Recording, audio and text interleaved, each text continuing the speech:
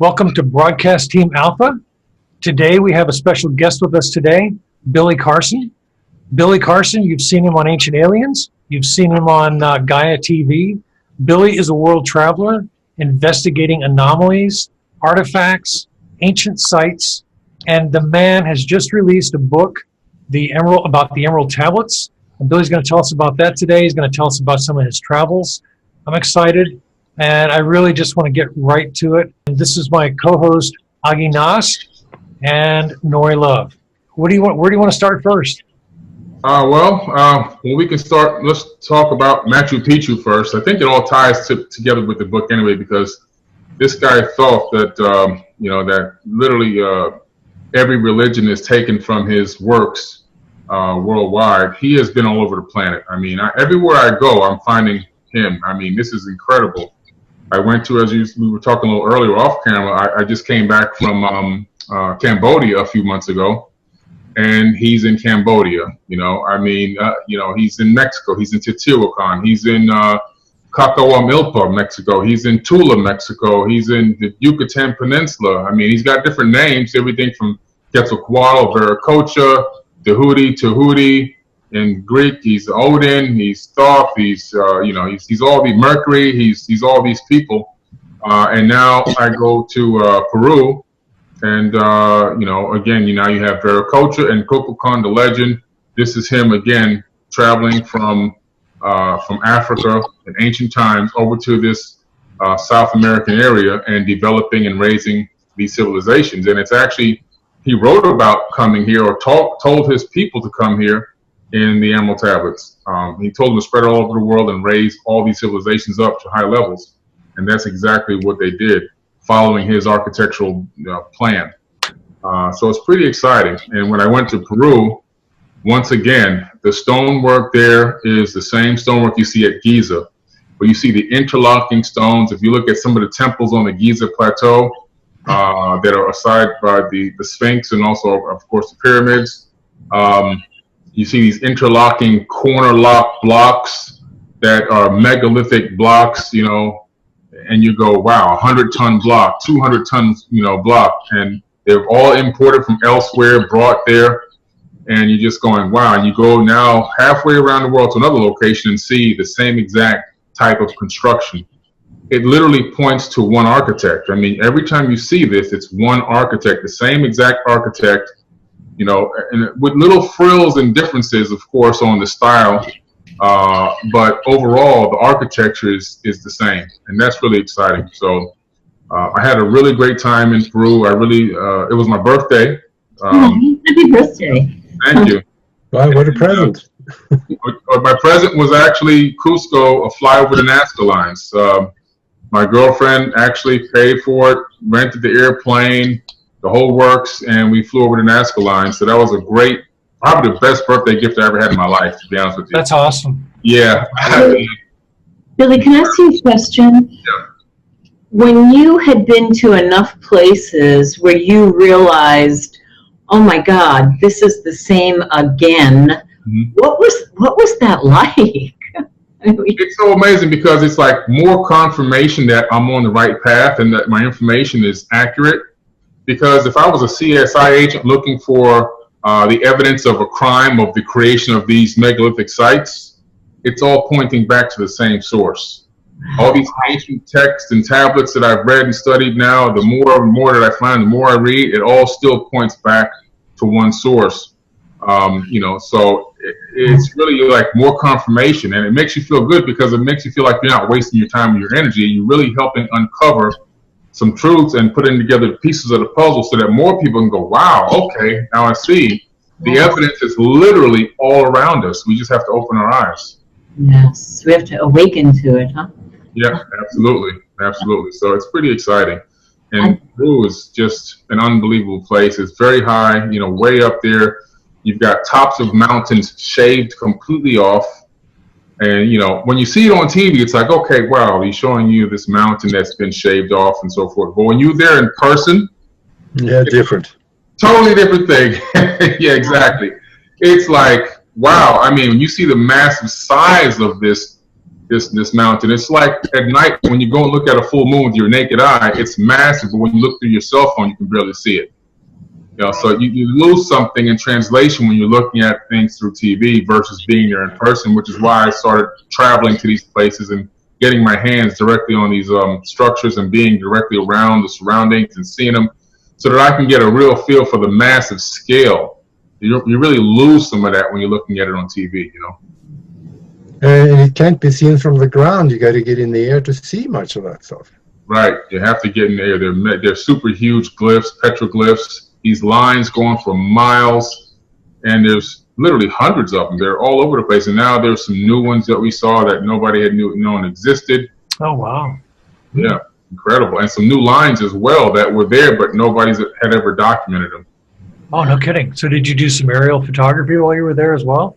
Oh, yeah. Got some 4K footage. Yeah. Oh, nice. Yeah, absolutely, nice. Man. Did you have a drone, or did you just shoot from the aircraft? I had to just shoot from the craft, unfortunately. Yeah, there was no way to get down there and shoot from. I would have loved to have gotten on the ground and shot, but we had to shoot from the craft. But we had pretty good sized windows. It was pretty clear, and I was able to get decent focus.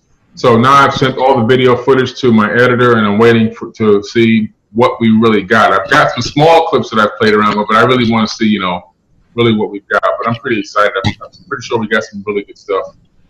Was there anything that really stood out that really grabbed you? The aerials had to be good, but was there anything else that really kind of popped out?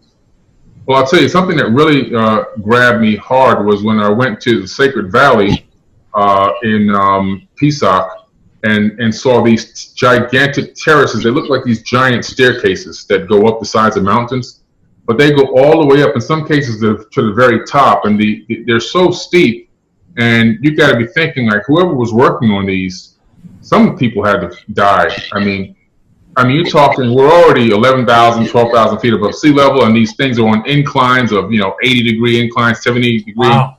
And you're thinking, there's no way somebody, unless they had really super advanced technology, they'd just fall off of some of these things. And then really what was amazing was inside of some of these cliff faces, there's openings and there's temples inside of them.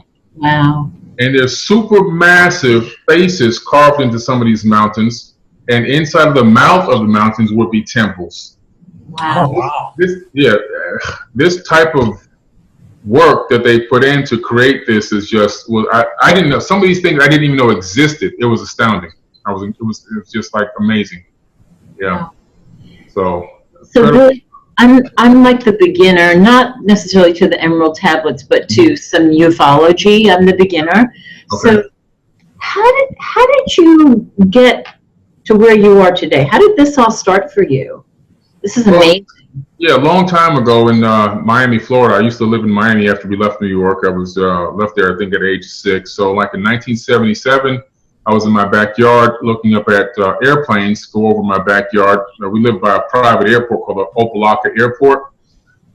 So I would just have nothing to do, just watch the planes go over. And this one day, a plane was going over. But after that plane cleared the horizon point, this orb came in the same height about as a regular airplane, but it cleared the horizon in seconds instead of minutes. Wow. Which is, even being a kid, I knew that was impossible. Now, think about this. Back then, I had 3 TV stations, so I had no influence from aliens and this and that. I didn't know. We barely even watched TV. Cartoons only came on the weekend for a couple of hours back then. There was no cable TV. Cartoon Network didn't exist.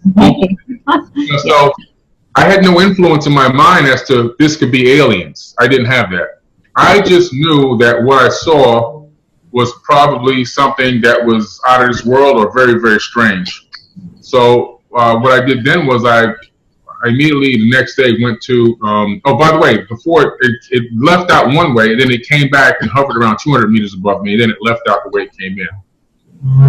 Now, when it did that on the way back is when I got a chance to see that it wasn't just some like spiritual thing. It was actually a solid object that looked like steel, but it wasn't oval. It wasn't round. It was more oval, elongated, but not super elongated, but enough to be that it wasn't just a round dish. I went to the library at my school, Rainbow Park Elementary, and I pulled down all the Encyclopedia Britannicas on aerospace, and that's literally when I started my research. Wow. Yeah. Wow.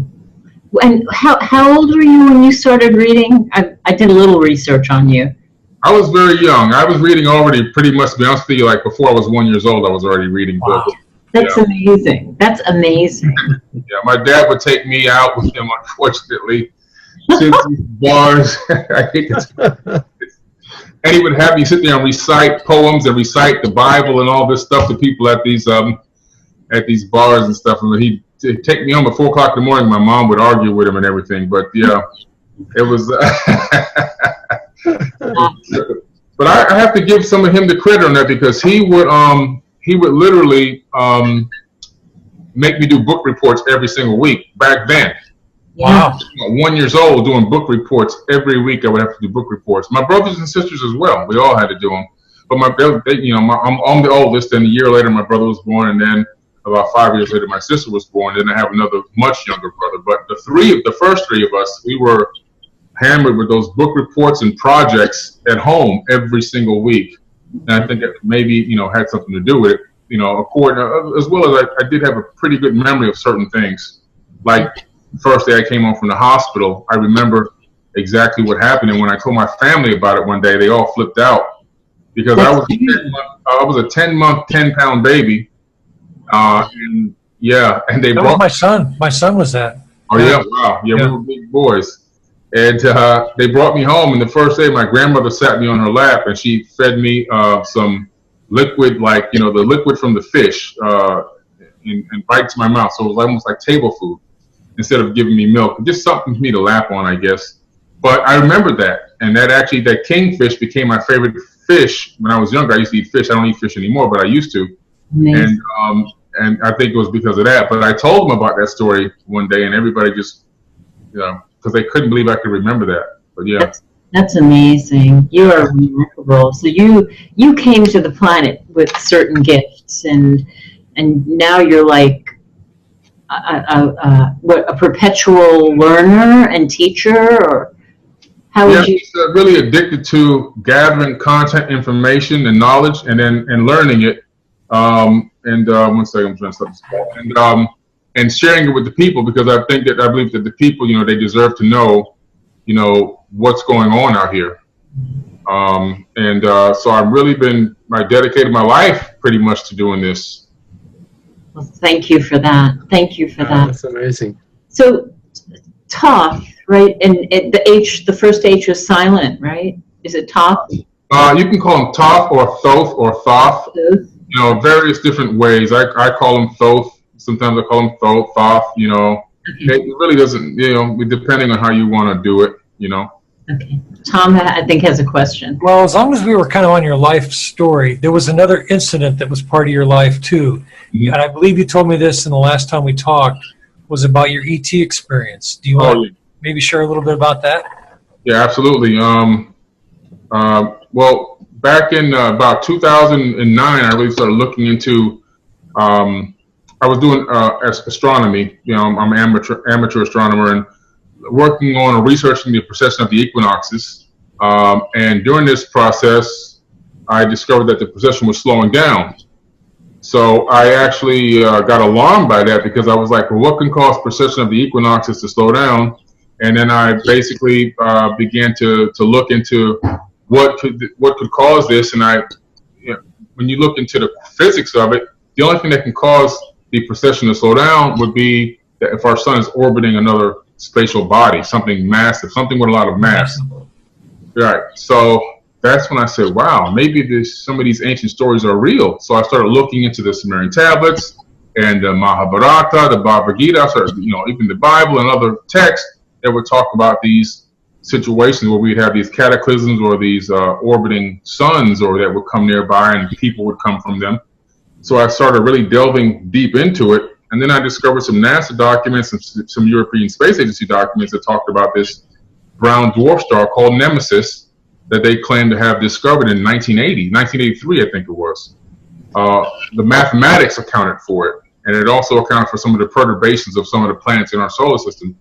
So I kept digging deeper and deeper, and during this process, I decided that it would probably be good if I created a underground shelter to survive any type of a global cataclysm. So I put together a big project, a $20 million project to create this this underground shelter called Fort Terra Nova, which I ended up doing. And during the process of this situation that I was, this project that I was working on, is when I came home one day. I think I had gotten a call from the History Channel, the producers that were going to do a show about it. They did end up doing a show about it in 2011. They came out to my office and everything else, but this particular day I had just sat down on the couch, watched a little bit of sports updates around 9 p.m. And all of a sudden the whole room turned to this purple haze, and I'm looking over my left shoulder to see if it was one of my boys, because the boys lived on that side of the house and nobody was there. And when I turned around, 2 gray aliens were right in front of my face, like within inches of my face. Wow.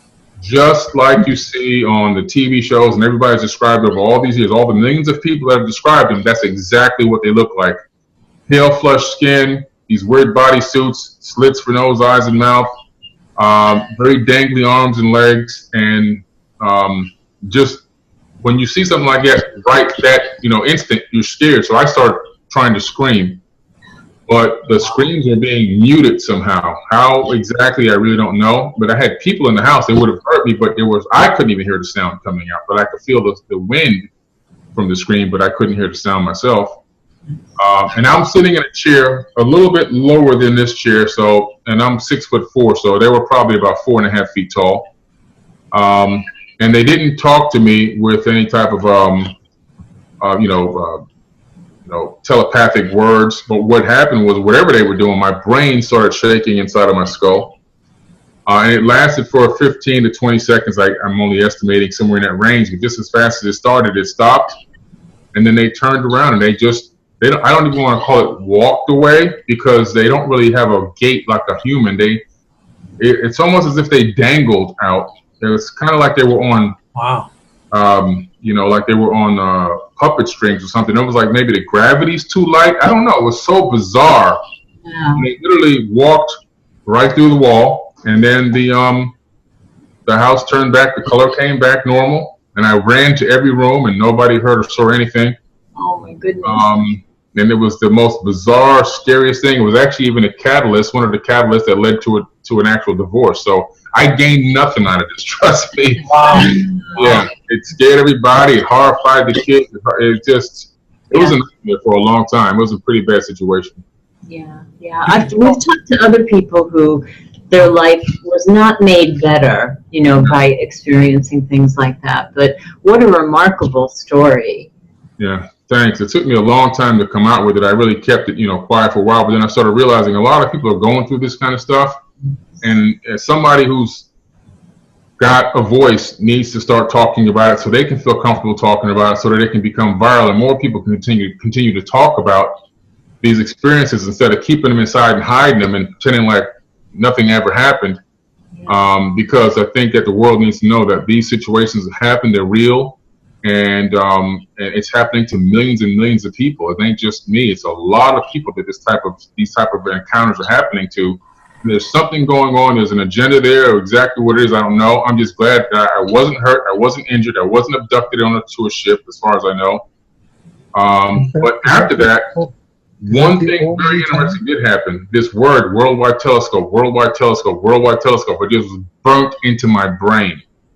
So wow. I literally, after a couple of days, went to my computer and I looked up, I think it was excite.com, because Google, I don't even think was fully going back then or going that strong yet. And I typed it in and a website link came up called worldwidetelescope.org. So I said, well, what is this? So I went to the site. Back then you had to download software. So I downloaded the software and installed it, and it gave you access to all the probes from NASA, European Space Agency, Russian Space Agency, all the data that we've got, that we've put out there into space for the last, 40 or 50 years. The imagery and the video is in there, or the stitched images that creates the video type feel. And I went right to Mars, and I went to panoramas, and I went to the presidential panorama, and right away I saw anomalies, things that didn't belong. They looked like a sphinx and some pieces of technology laying on Mars. So I documented it, and from there I became hooked on all this data and images, and started documenting images every single day. I would spend hours, countless hours, pulling down images 15, 20, 30,000 images and going through them and documenting all the anomalies. And then I ran into some other guys that were also doing the same thing, and we formed this group called the United Family of Anomaly Hunters. And some of our images have been on, Ancient Aliens and Deep Space on Gaia TV and many other shows and many other news broadcasts. So we've made international news many times. We've documented over 58,000 anomalies out of over 1 million downloads. Wow. So it's amazing. Wow. Yeah. So that was kind of the boost. They kind of boosted this in you. I really believe so. Yeah, that, and also that's when I started getting into quantum physics, and things would just pop in my head, and I would look them up, and they'd be real, like parabolic down conversion, and I'm going, parabolic down conversion? What the hell is that? And so I go look it up, and it's a real thing, and I go, wow, this has to do with quantum entanglement. Now I'm getting into Schrodinger's wave equations, and I'm getting into, and I'm going, wow, this is just like wild stuff.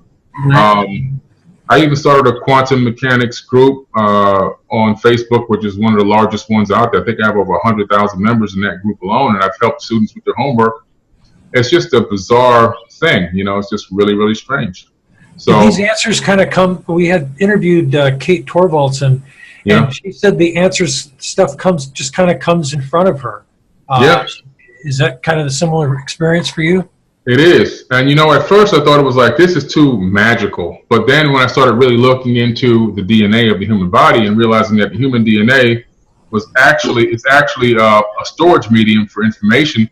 Not only can it plug directly into a computer database and send and receive digital bits of information, because scientists have now done that. They've downloaded the entire Library of Congress onto 1 gram of DNA.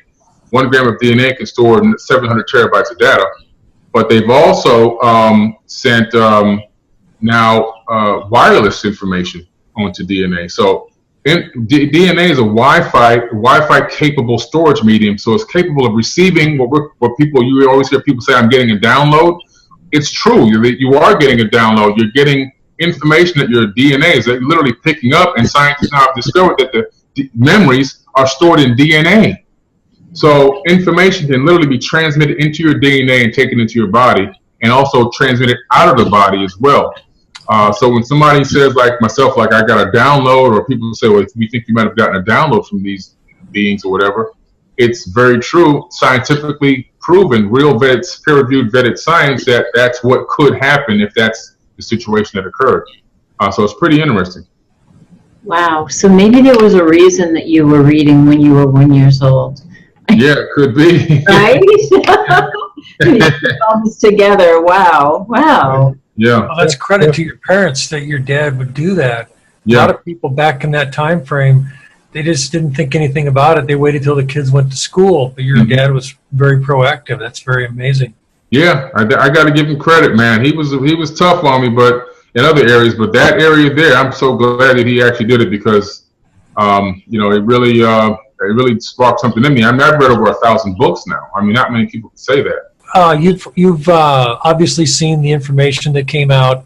It's very controversial. Some people are saying it's fake. Some people are saying it's the real deal. What's your impression of this whole thing with these corpses in Nazca in Peru? Okay. What's your feeling overall? My feeling is that they're real. Now, when I say real, it doesn't mean that they're aliens from outer space, but they could be aliens from inner space. In other words, Homosapiens that existed on this planet, Homo hominids, I should say, hominids that existed on this planet, along with other hominids, because I really now believe, after all my travels and everything I've seen, that there have been, and all the skulls that I've seen now, that there has been multiple types of hominids coexisting on this planet at the same exact time. Now, I believe that these beings are real because, first of all, the research, the money that was spent into researching, it's in the hundreds of thousands now. I went to the Conscious Life Expo, sat in a lecture, saw one of them there. They are real. They are not fake plastic or whatever. The DNA test has come back human and non-human. Now, non-human doesn't mean alien from outer space. Non-human means we don't know what this is. We haven't seen this genome here. We don't know exactly what these are, but we're just saying some of it appears to be like a human, some of it appears to be something other that a question mark. And I think that's where it's been taken out of context. I think that this planet has been home to many different species of hominids, some from other planets, some that whatever evolved here in some way, shape, or fashion, some that were genetically modified here. And around the planet, all around the same time period, you can find giants, you can find dwarfs, you can find elongated skull people, you know, that have more brain capacity with only one parietal plate instead of two, which just shouldn't exist. Homo sapiens, we have two. So all these things, I think, coexisted. And based on all the science and everybody that has been involved in the research of these beings, that, in my opinion, they're real. Are they from outer space? Nobody knows. But they could be hominid that existed or coexisted on this planet around the same time that we had many others. Maybe for whatever reason, their path wasn't a long path. Maybe they died out. Maybe they caught diseases from Homo sapiens. Maybe they were phased out by advanced beings. Nobody really truly knows, but I do believe that they were real people that existed and not any type of a hoax, in my personal opinion. I just think it's been taken totally out of context with a lot. People automatically assume, oh, they must be from some Zeta cluster or some other Orion cluster or something. I think they're just advanced beings because it's the size of the brain that were here, and for whatever reason they didn't make it. So. I totally agree, because I can I've done some research, and I found even in Antarctica there's a perfect human skeleton that is about 11 inches tall, that was found actually inside a rock, it was just there. You could see the picture of it, and this was written up in scientific journals as well. And maybe some of these creatures has been on Earth a lot longer than we have. Who knows? Maybe we are the aliens. Yeah. Billy, could you explain the difference between hominid, Homo sapien, humanoid? Is there intercorrelation or? Well, when you say hominid, there could be many different types of hominids on this, in the universe. Hominid meaning a bipedal, bilateral entity. In other words, we're standing straight up. We're bipedal, where we walk on two legs. You can cut us in half, and you can get two equal sides. So that could be a hominid, but it could be an insectoid hominid. It could be a reptilian hominid. I mean, I even have, if you want to hold on 1 second, I have a reptilian here. This is from the Youre culture, which was they predate the Anunnaki. This is a replica from the original, so it's scaled. Wow. And it's a reptilian female from Iraq, statuette, holding a baby and breastfeeding, but it's a reptilian. Wow. It's a hominid. Hominid. They were here when the Anunnaki got here already, you see? Yeah. So there's so many different stories on Earth and the problem that we have with people is they try to put everything in one box. The beginning was all black people. In the beginning was all white people. In the beginning it was all Indian people. No. It was multicultural, more multicultural than now back then. Wow. I think we had so many various species and races, people with blue skin, people with green skin. We had all these things going on simultaneously. The Indians have it in their literature. Yeah, so it's much more diverse back then than it is now, in my opinion. That statue that you show there, was that what they would call the Igigis? The Igigis? No, those Igigi were the working class Anunnaki. In other words, they had a lower rank, and they would be made to do all the toiling work. And they actually got so pissed off with the amount of work they had to do over so many thousands of years, they were going to go against Enki and Enlil and have a sort of war. And that was the catalyst for Enlil and Enki. Well, really, Enki came up with the idea to genetically modify the hominid that was already here before we were Homo sapien and turn us into a slave. And I believe that hominid that they genetically modified was more advanced than we are right now. Not technologically, but spiritually. I believe the pineal gland was more in tune with nature. The magnetite in the human brain that we have now, we barely even know it's there, but back then they probably were able to use it to circumvent, travel the earth, and even communicate without talking verbally, as well as just picking up the human residents from the planet and knowing what's going to happen and when it's going to happen like an animal would. And I think that we've been disconnected from a lot of that through that genetic modification, as well as our lifespans have been greatly shortened too.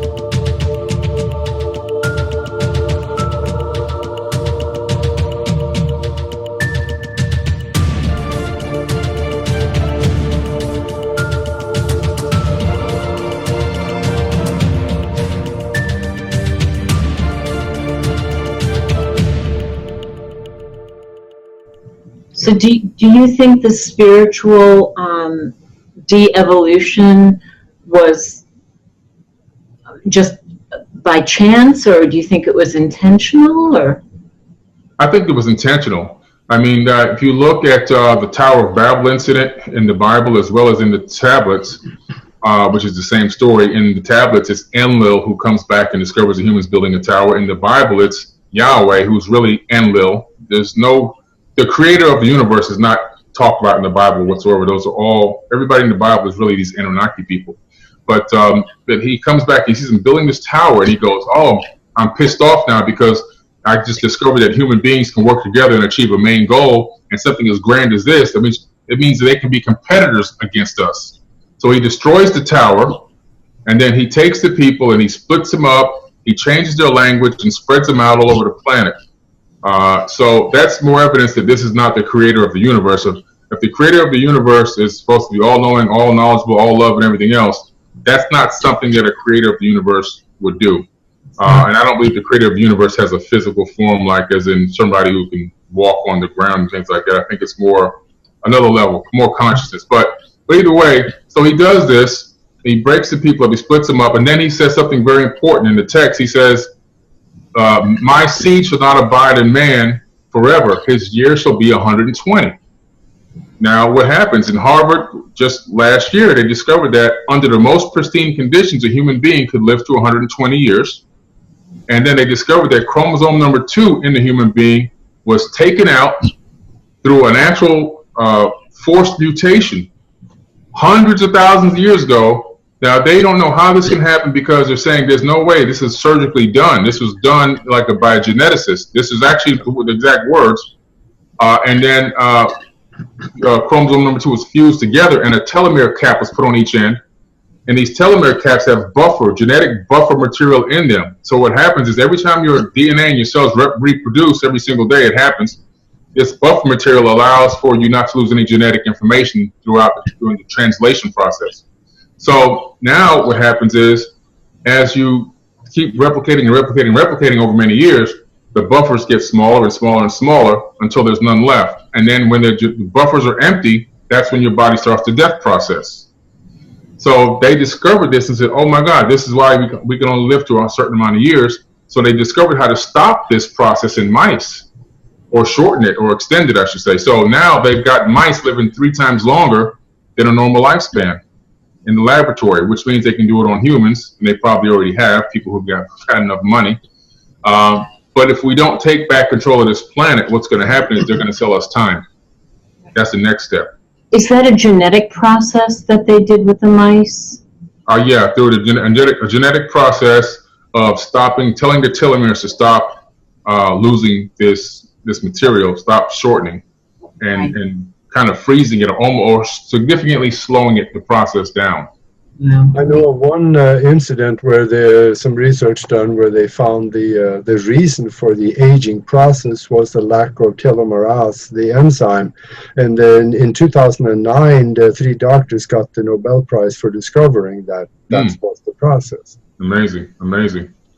Yeah, there's so much that we're just learning to trying to rediscover about our own bodies, because I think back in ancient times we used to live for thousands of years, and some people used to scoff at when I used to say that, but now, like with some of the groups that I've started, like the Anunnaki History Group and so forth, when I put technology in there, like we can 3D print veins, we can 3D print organs, we can actually make lungs from leaves that work, we can create hearts, we don't even need blood transfusions, we can make blood plasma now. We can put robotic eyes in, now if your spine is severed, we have 2 ways of fixing your paralyzed spine. One way is to take a stem cell out of your own body and have your spinal cord repair itself. Another way, if it's too severe, is that you can actually put a signal sender and a receiver on the bottom side underneath the broken severed spine area and send a wireless signal to the limb that's paralyzed and move it. All these things are possible now. So you can see just with that small amount of technology and now stopping telomeres from shortening, all of a sudden now a human being, maybe without a car accident or something crazy happening, 200, 300 years, and then you keep progressing with technology, you can see how a person can live for 2,000, 3,000, 4,000 years if technology is in play And I think that these Anunnaki beings had a lot of infused technology and a very good use of spiritual technology. They understood how the ether worked, and they were able to incorporate that into technology as well. So they really had a master plan, and they were able to really capitalize on it. With everything that you've experienced and taken in and put together and researched, what can we do, like spiritually, to evolve? What can we do, like with the pineal gland? What would you say?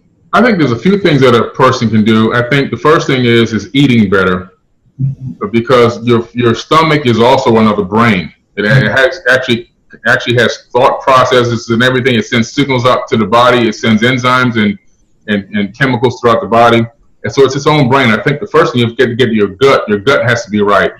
And so for that, I just personally feel like more of a plant-based diet. I know that a lot of people won't completely cut meat out, but if people can significantly reduce the amount of meat intake, minimize it, and add more fruits and vegetables and herbs to their diet, they'll be a lot better off. The second thing I would say is more meditation. We don't have people really meditating. We have people praying. Praying, unfortunately, the way that people are praying, mostly in the West, doesn't work. And it doesn't work for a specific reason, because they're praying from a position of weakness, and the universe doesn't understand weakness. It only understands power. The frequency is too low when you're in a begging position versus a powerful position. That's why prayer doesn't really work. All the trillions of prayers go up every single day, and look at the state of the planet we're in right now, all the millions of murders and killings and everything else. And people are praying to stop it, but it doesn't stop. Why? The universe doesn't hear any of that stuff. It just goes on in dead ears. Right. So when I was growing up in New York, I went to Catholic school and was told every single morning in church, I am unworthy to receive you. See? Right? Yeah.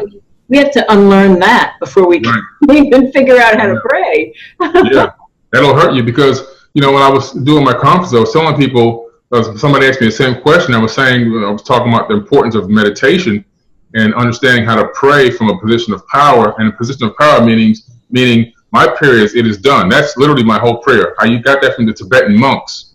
When they pray for healing on something, the prayer is, it is done, and they automatically assume it's completed before it's even completed. And that's the type of energy and power that the universe will sync with.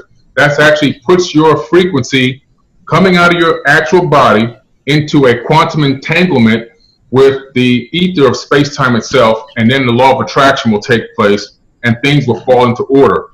Versus, oh, please help me with this. Oh, please, God, help me with that. And I can't pay this. And my son is sick and this and that. That's a low frequency. That's a position of fear and weakness. Yeah. And that frequency is a very slow, low frequency. It doesn't sync. It doesn't quantum entangle with anything in the universe.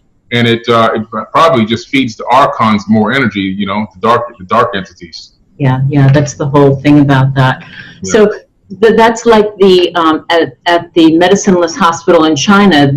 Greg Braden showed that video of the woman that had kidney cancer, and the practitioners were saying, "It is done, it is done," and it just right there. Well, I think that was it was in China or one of those places. Yeah, and it was on a ultrasound.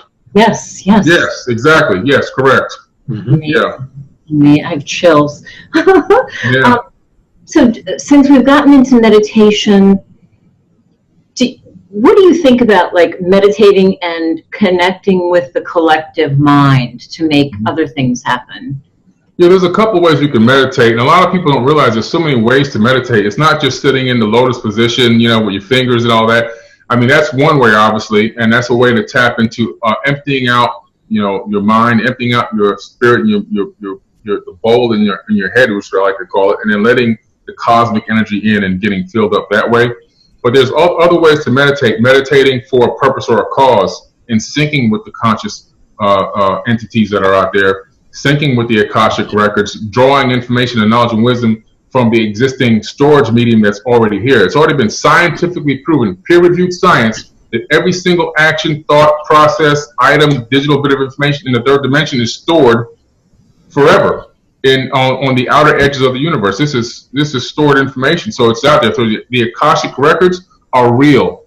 The book of life, if you want to call it that, in the Bible or whatever, it's real. It really does exist. It's this massive place where everything is stored. The energy can't be destroyed; it can only be transformed. So all the energy and everything's out there. So I think that all the information is there for us to tap into, but we've just got to be in sync. And another way of doing meditations is our yoga.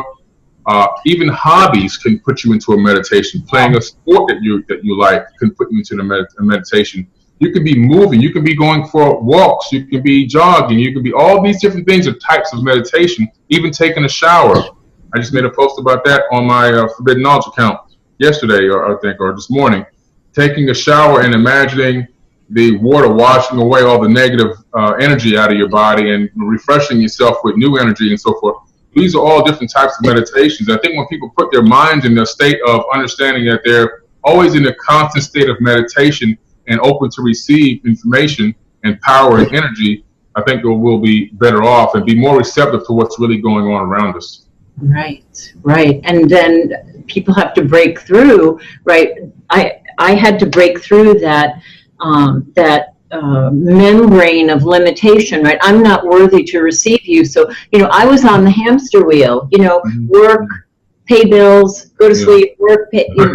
So meditating for me was like, no, work, pay bills, pray, right? So I couldn't sit down, and do that. So step by step, I kind of worked it, I tried to reverse engineer it, and I would sit down and watch the leaves blow. And then I realized that I felt differently. Yeah.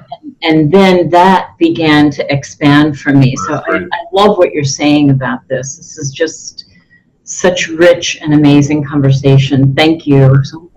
Thanks. I appreciate you guys. Oh my God.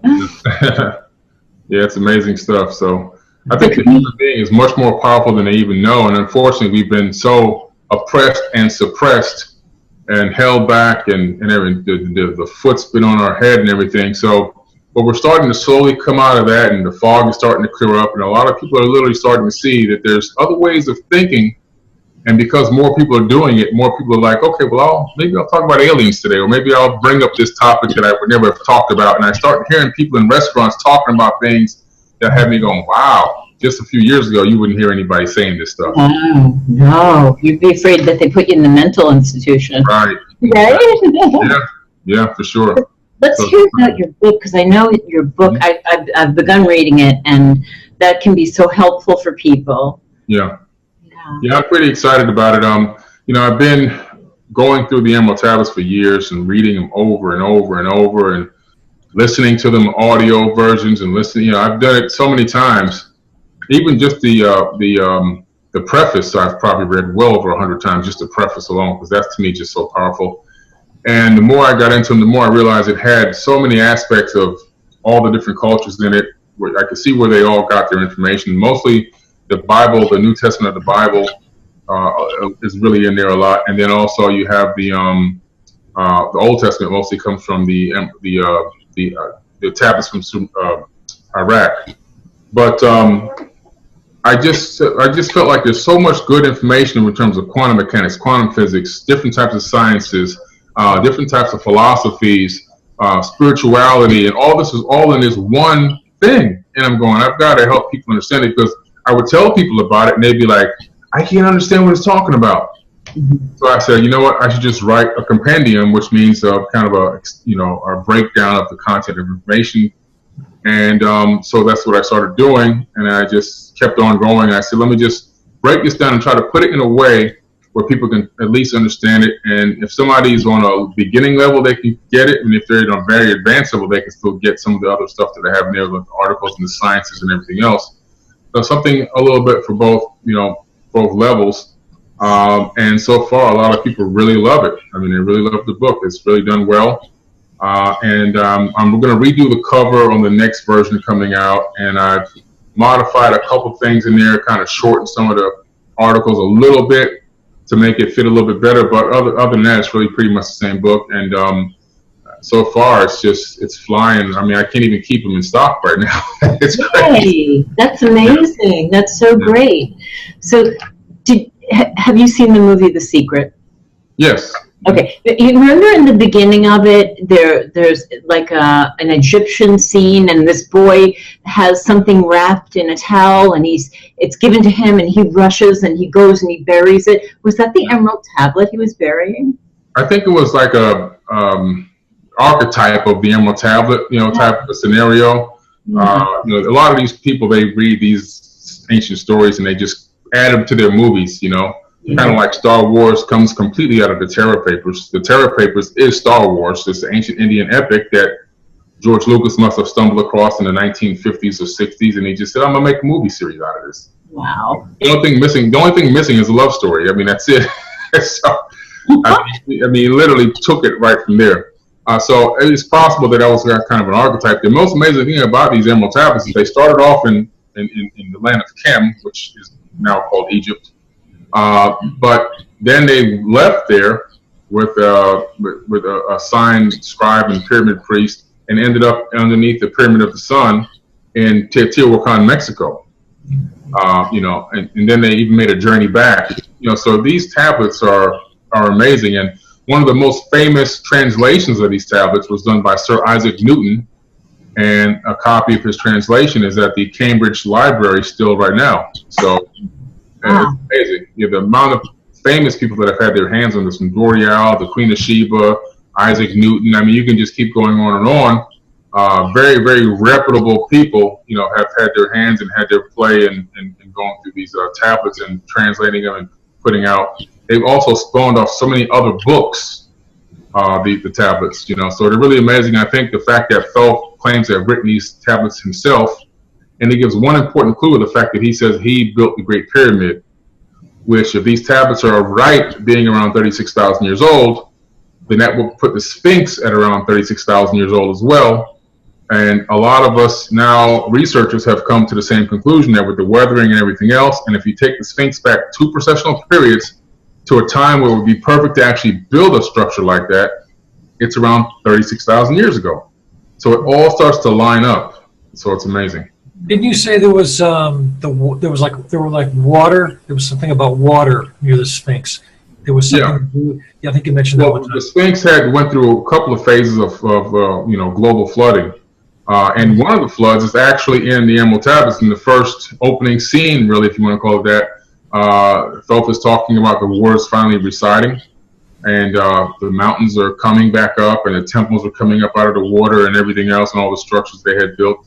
Everything is fine. Some people who had survived by hiding away in the caves and so forth, they had survived. A lot of people died. So, and the Sphinx has been evident that it has been completely covered in water at some period in time. And then also it shows evidence of rain too. So it's got a lot of evidence of this erosion from water. And when you really look at it, some people were saying, okay, well, now forget this 2,000-3,000 year thing. Let's go back one processional period when it aligns with the constellation of Leo. But that's 13,000 years ago, roughly. But if you go back another processional period, you're in a war zone. It's not conducive for building a massive megalithic structure. There's all types of extinctions going on at that time, and it's all in the geology of the Earth. You can see it happening, and it's even in the ice cores as well. It's a turmoil on the planet. Not a good time to build a Sphinx and pyramids. So if you go back one more processional period and realign with the constellation of Leo again, now you're right at 36,000 years. You're at Thoth's time where he's writing the Emerald Tablets. He's saying he built the pyramid. He most likely built the Sphinx. And now you're at the perfect time for all these megalithic structures, the first set of them to be built out there at Giza. Wow. Yeah. For people that might not understand processional periods, maybe break that down a little bit. Help people understand that concept. These are these giant epochs. Right. Well, you have the constellations in the sky, Aries and Leo and Pisces and so forth, and they kind of move across the sky in this pattern, and it takes, about 27,000 years or so to go across the entire sky. But what happens is, it's because of the tilt of the Earth and the way that we rotate on our axis and also orbit the sun. So this is a cycle that happens all the time, and we move from like right now we're moving out of Pisces into Aquarius. So the constellation of Pisces is coming to an end, or we want to call it the time of Pisces, and we're moving into a new age, the age of Aquarius, which will be really officially starting around 2025. Even though everybody's been talking about it for so many years, it's been so many rock songs and everything else, but it really doesn't kick in. The full alignment doesn't start until about 2025. And as we go through these time periods, and as we rotate on our Earth's axis, these star alignments dance across the sky, and they literally move across the sky in a pattern, and we move from one age to the next. And each age, according to the Anunnaki's pantheon, from the original one that was, coming from the King's List and dating all the way back to Iraq, every time a processional period, a new period starts, like we're moving into Aquarius, that means a new Anunnaki king or ruler is going to rule over this planet. They would change kingship for each new constellation. So it's pretty amazing. So, for example, Pisces was Amun-Ra, and Amun-Ra is the one that ushered in monotheism, one God type of a concept. He told Akhenaten to start defacing all of his relatives' faces on all the pyramids and all the glyphs and everywhere else. Wherever you could find a face of another quote-unquote God, deface them. And that's where you have a lot of the broken noses and the broken ears and the scratched off faces. Unfortunately, a lot of African Americans have taken it to see that Europeans have gone to hide the fact that some of these people were black, but that's actually not what happened. This predates any of that kind of concept. This predates Napoleon and all that stuff. I've been to Egypt. All right? I've been on site. I've talked to people that grew up there. A homegrown archaeologist. This was done and ordered, and I've read the Egyptian book that did everything else, but ordered by Amun-Ra to Akhenaten. This is why Akhenaten was kind of like evicted out of there. He was erasing history, literally. This is well documented. Literally going around and erasing history everywhere, and then they got to the point like, man, this guy has to go. And then they kicked him out. And Akhenaten was most likely Moses of the Bible. And when he left, I believe he took the Ark of the Covenant that was inside the stone coffer inside of the Great Pyramid, which was used to generate electricity long after the Great Pyramid stopped generating power the other way through ionization. And I think when he took that, that's when the Pharaoh sent everybody after him, because they realized that Egypt was going to be cast back into darkness without that power source. So that's what he took out of that stone box. The Ark of the Covenant perfectly matches the dimensions of the stone box that's inside the King's Chamber of the Great Pyramid. So it's not a sarcophagus at all, not even close. Wow. So that's probably what happened there, but I believe that he probably was the Moses of the Bible, Akhenaten, and that was the person who went around defacing everything and ushering in the only God to worship is the sun god, S-U-N, and that was Amun-Ra. And Amun-Ra is the one who also ordered everyone to say Amen or Amun at the end of every prayer. Give thanks to him. He's the one and only God. And so every time these people in these religions are running around saying amen, amen all the time, they're giving thanks to one of the most brutal rulers of all time without even knowing it. That's why I say a lot of these religions have no power, because they're giving this energy to these dark forces, these dark concepts, and they don't even realize it. Yeah. Wow. All right, so we've gone to so many really deep places. I'm just going to maybe make a tiny little turn to just see if there's anything here. We're talking about the dark places. Does this have any parallel or intersection with the Cabal or the Illuminati? Mm-hmm. Well, the original purpose of the Emerald Tablets and the mystery schools of the ancient Chem, which ended up being the mystery schools of Egypt, which is where Jesus was when he disappeared from the Bible. If you read the Holy Gospel of 12, Jesus was in Egypt, and I've been to the house that he actually lived in when he attended the mystery schools. It's still there. It's in Coptic Cairo. You have a picture of that in your book, I believe. Yeah, I did mention it in the book, correct, yes. Yeah, absolutely, yeah. Now originally it was just for the high IQ, not even the elite, but just people that were initiates, and you were handpicked to be in this mystery school to learn the mystic arts, Reiki healing, and all these other, how to manipulate ether, space-time, how to create matter from light and all this other stuff. And then as these quote-unquote gods started to leave or disappear or die off or whatever happened to them, people with dark intentions and seeking power and control turned a lot of this stuff into secret societies. And so that's where secret societies began to branch off out of these mystical teachings from the mystery schools and became the Illuminati and became, you know, the Brotherhood of this and the Brotherhood of that and Brotherhood of the Snake and all those other crazy things. Right. They all became control systems that they wanted to use some of this magic by, you know, which they understood the magic really is frequency and sound and how to manipulate reality tunnels and how to manipulate space-time, how to manipulate matter, how to manipulate consciousness of the people to get them to do what they want and so forth, for takeover and everything else. And they began to start these elaborate secret societies. So they all kind of branched out of the mystery schools, but that wasn't the original reason for the mystery schools. The original purpose or agenda behind them was to pass down knowledge and information to initiates, and it turned into something totally different. It went very dark. Yeah. Yeah. Thank you for that. I wasn't even connecting the mystery school with them, but more the siphoning of energy. Oh yeah, archonic energy. Yeah, you know these. There's one thing that people have to understand. We're living in a third dimension of a universe that's at least 11 dimensions. Now that's quantum physics kind of explains. Without 11 dimensions in this universe, it would collapse on itself. Okay, and each dimension is like less than a Planck unit on a 90-degree angle above the next one. So we're stacked. The dimensions are stacked right on top of each other. Now, what stops us from passing through into other dimensions? It's only our frequency. Our atomic frequency that we vibrate at is set to the harmonics of the third dimension. Now, if we had technology to phase shift our frequency of our body, we can pass our hand through a table. If we can match the frequency of a table, we can walk through a wall. We can even walk through into another dimension. So there are beings and entities out there that have the technology developed now to walk into other dimensions. They have the ability to walk through walls and everything else because they're able to phase shift their subatomic frequencies.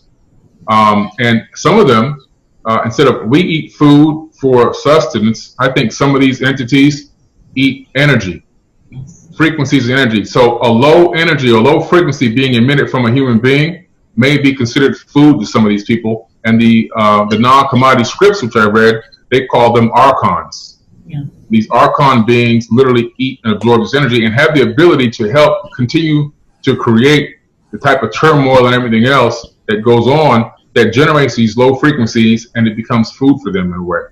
So it's very bizarre, but it's something that, you know, I believe is very real and very possible. Yeah, I agree with you, and that just perpetuates the misery for the person, right? The person who's praying, oh, you know, I can't pay the bills, I can't do this. The archon's like, oh, yeah, that's good, and exactly, it keeps going for them. Yeah, and it never ends. Yeah. The wars. One thing that happens that looks like luck, and they go, oh, God save me, but no, it's just you were in the right place at the right time, that particular moment. Everything else for the rest of your life has all been nothing but misery and heartache. Yeah. Wow. Wow. So much. Where can we find you? My goodness. Well, you can go to forbiddenknowledge.com with the number 4, forbiddenknowledge.com, 4BIDDENKNOWLEDGE, Forbidden Knowledge, and also on YouTube, The Forbidden Knowledge. I'm going to start doing more YouTube videos now.